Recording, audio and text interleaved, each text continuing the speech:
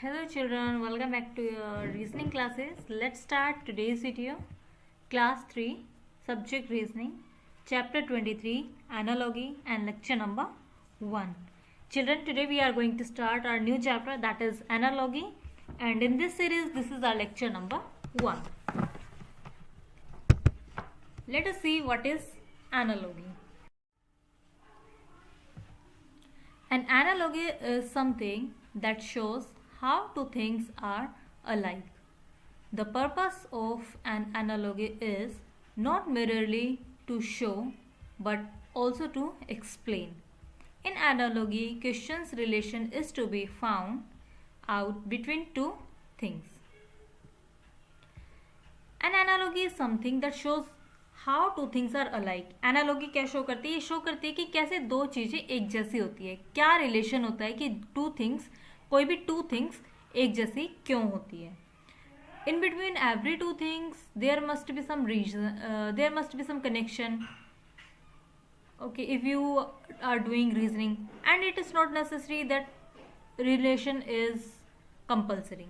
ये ज़रूरी भी नहीं है कि उनके बीच में रिलेशन हो, but analogy shows how two things are alike, how two things are related to each other. analogy show करती है कि एक चीज़ दूसरी थिंग से कैसे मिलती जुलती है और उससे उसका क्या रिलेशन है. The purpose of an analogy is not merely to show. Analogy का पर्पज सिर्फ ये नहीं, शो करना ही नहीं होता. सिर्फ एन मेरेली मीन्स केवल या मात्र शो करना ही नहीं होता, बट टू एक्सप्लेन करना भी होता है.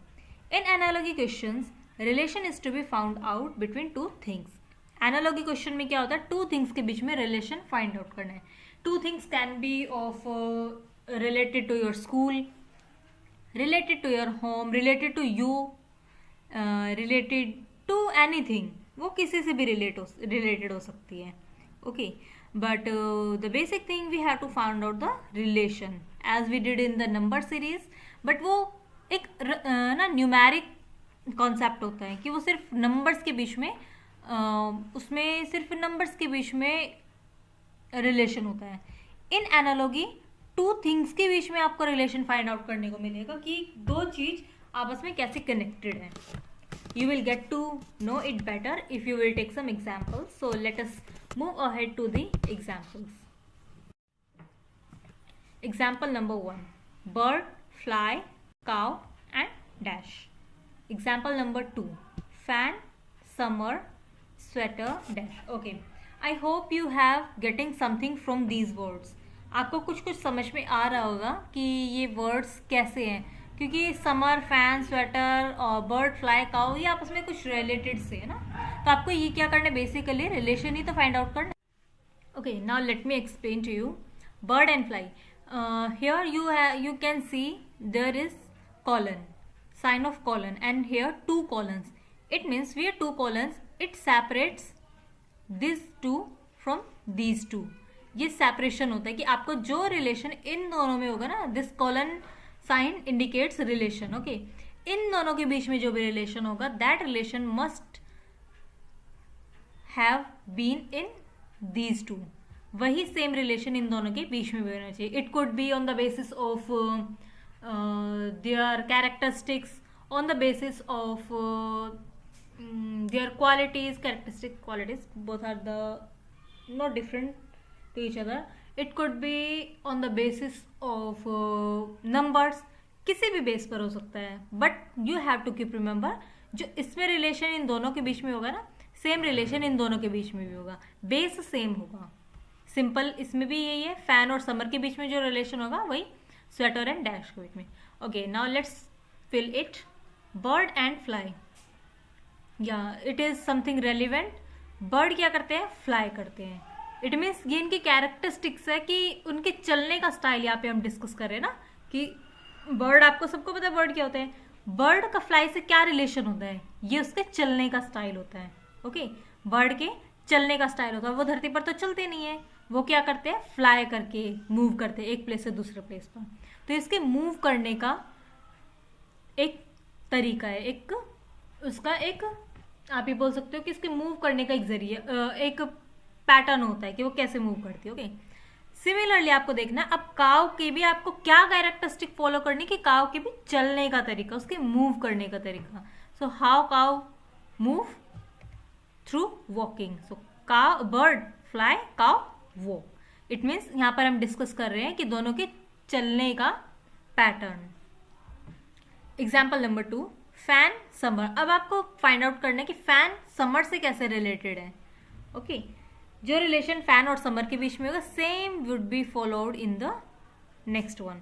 फैन और समर का क्या रिलेशन होता है कि फैन को आप यूज करते हो समर में. जब फैन यूज करते हो इट मीन्स वो समर सीजन है. ओके, ऐसे नहीं कि आपने कभी भी फैन चला दिया. आप नॉर्मली, हम यहाँ पे नॉर्मली बात करें, फैन जब यूज करते हैं इट मीन्स वो कौन से सीजन में यूज करते हैं, समर. इट मीन्स किसी ऑब्जेक्ट का किसी सीजन के साथ हम वो कर रहे हैं, relation find out. Okay, similarly sweater का क्या रिलेशन है. इट मीन्स हम सीजन के साथ फाइंड आउट करना है. तो स्वेटर का कौन से सीजन से रिलेशन है. Of course I know, you all know the answer. Related to winter. Sweater winter में पहनते हैं. Okay, I hope you have understood it. Now let us take homework. And your homework is complete the following analogy. Number 1, bat, slip, book, dash. Number 2, road, vehicle, airport, dash. Number 3, shirt, pant, tie, dash. Number 4, dog, puppy, cat, dash. Number 5, white, black, up, dash. You have to find out the relation between this one and the question in your answer. And first of all you have to judge the relation between all these two things. Okay children, so this is your homework. Now let us proceed to the homework solution of previous lecture. In the previous lecture your homework was this one, find the missing number. You have to find out the missing number, the next number which will arrive here. So let us see. 4, 8, 16 and 32, then 64. This is the simple multiplication.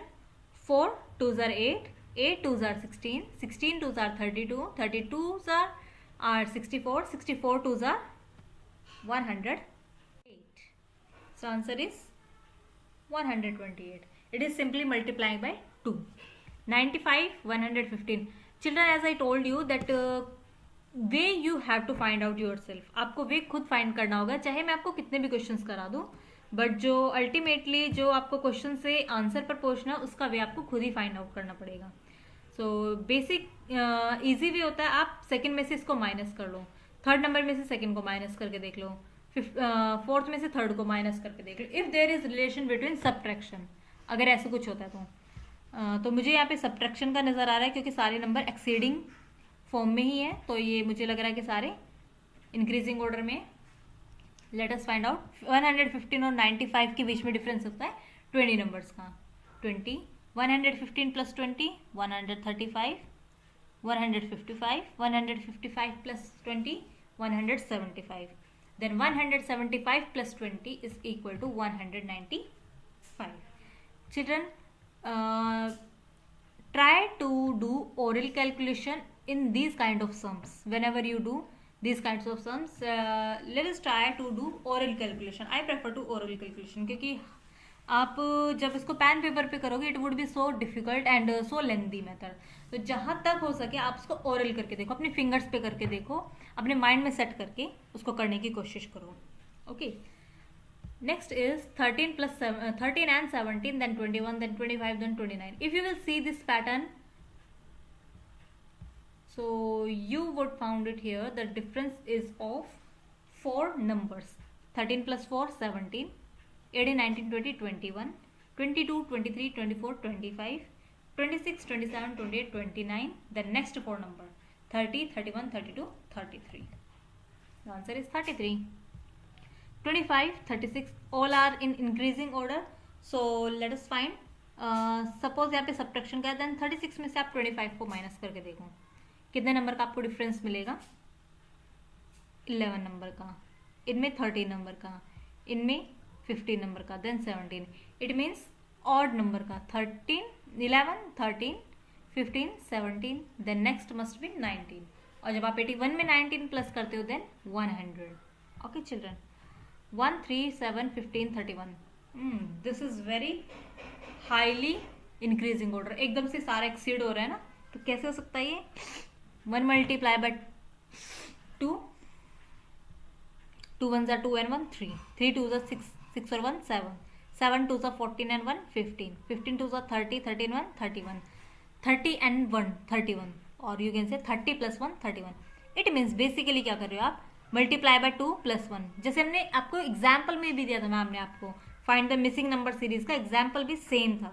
Multiply by 2 + 1, multiply by 2 + 1, multiply by 2 + 1, then 31 multiply by 2, it is 62, 62 + 1 63।